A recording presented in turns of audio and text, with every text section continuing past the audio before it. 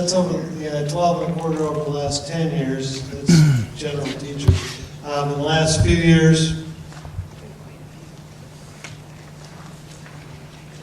2 to 3 a year. Well, why I ask this is because of this referendum passes. It's to say in the next 2 or 3 years, we're still not going to be losing teachers. I mean, Well, we will. I mean, we'll still probably be losing personnel because even if the referendum does pass, we'll still be making budget cuts. Can I ask a question about the SAGE program? I understand that it's designed to hire more teachers so that we can keep class sizes small. Don't those same teachers also have aides in those classrooms? And if they do we use both the aide and the SAGE program? Or could we keep the SAGE program and keep the numbers low and then cut some aide positions, which would save us a considerable amount of money? That's a good question. When we started the SAGE program back in the year 1999, that's about right, 90, somewhere around 99, we did have a number of aides at the elementary school. We cut those out back in about the year 2000 or 2001. The number of general aides at the elementary is, yeah, 5 of them, 3 of them, 4 of them. Well, not special. We have 3 regular aides at the elementary. And they do a lot of recess duty and covering media center and things like that. So no, we don't have the aides in the classrooms with the teachers. The SAGE program is designed to keep class size, it's mandated now to keep class size in grades K through 3 at 18 or fewer students. We do have aides that come in once in a while, depending on their schedules. And we do have some special education aides that do go into classrooms too, but the big number of aides was cut out a long time ago. Yes, the total number of personnel, I believe, is around 157.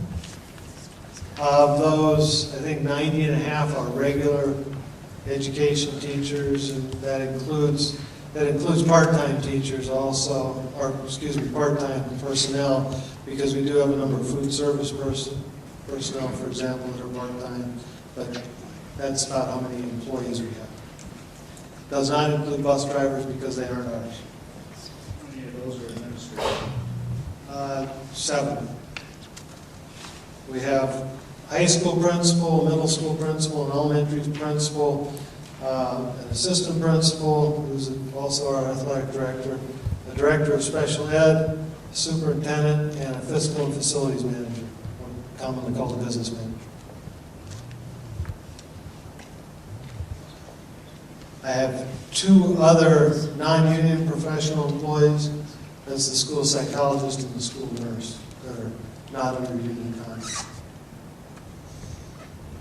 Could you comment on the insurance costs for the 157 employees? Is that a general statement you could say about the cost, or varying from? Yeah, we made a change in insurance this year, kept insurance costs actually fairly flat. That's not to say that they are more than most people would want to pay. We offer single plans and family plans for full-time people. For full-time teachers, we pay whichever is appropriate, the family plan or the single plan. And the rates this year for family plan are about $21,000. The rates for single plan are $9,600. For less than full-time employees, those rates are prorated based on the percentage of the work week or work day that they do. I was brought up about what about going to the state insurance plan. Actually, in our area, we pay, I'm just going to use a family plan, we pay $1,755 a month for our family plan. It's a $250 individual, $500 family deductible with a 0, 5, 10, 25 drug card. It's a 0, 10, 25, 50 drug card. I think there's an emergency room copay also tossed in there. and that's $1,755 a month. We tried to get some information on the state plan. In our area, qualifying plans for the state plan, but it has a $100, $200 deductible for the state plan. And I don't know how apples to apples it is, but it's more expensive. It's $1,910 a month. So switching to the state plan is not really it's not gonna help us all. Yes, ma'am. Does the district pay for all of the insurance? The employees don't pay any part of it at all? That's correct, unless they're less than full-time employees. Yes, sir. So each district negotiates their own insurance plans? Yes. So is it a possibility that other districts in our area are in the same boat with talking about financial situation? Is it possible then not to go with the state plan, but possible to negotiate with the other districts for a bigger pool? Yeah, the question was, is it possible that we can negotiate with other districts to make up a bigger pool so that we can get a more favorable rate? Yes, it's possible. We do have those discussions with other districts. It's not that easy, and insurance companies haven't been jumping at the chance to pool districts like that.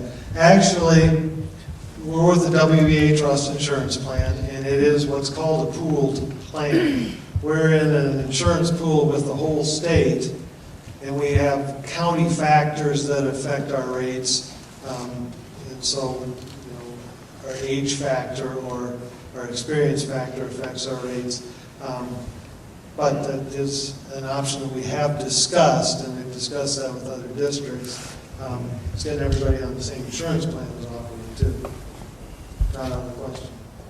Is the 100% full insurance paid for the teachers a contract issue? Yes, he asked if the 100% paid for the teachers is a contract issue, and the answer is yes, that is.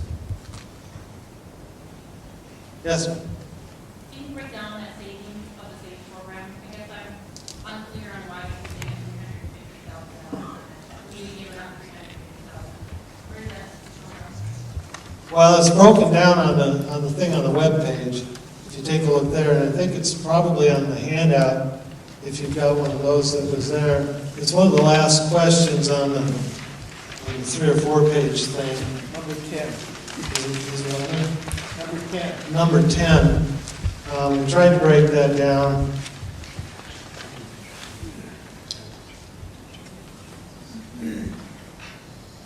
And we tried to break it down with what the class sizes would be this year if we did it right now. Are you paying those teachers' salaries that they're cutting off $750,000? Salaries, benefits, yes. So our teacher, who's the teacher, and the YN teacher, That's included in that number, yes. what's the last one, 25? Personnel, 2 at the high school, middle school, elementary, and 1.5 district-wide. Total of- 7.5 positions, Total of, about $500,000. okay, so if the SAVE program, instead of cutting 2 people at each level, if one teacher was cut at the kindergarten level, 1 at first grade, 1 at second grade, and so on, you could make those numbers of students a lot better in each classroom and still save a considerable amount of money right there. But I couldn't get sage aid, because my class size would be, by necessity, above the You 18. can't go above 18. Right, I can't go above 18. That's, for a while, the law was you had to keep it at 15, but they'd grant you a waiver, so you could go above. But the law changed last year, so they put a hard limit of 18, and there will be no waivers.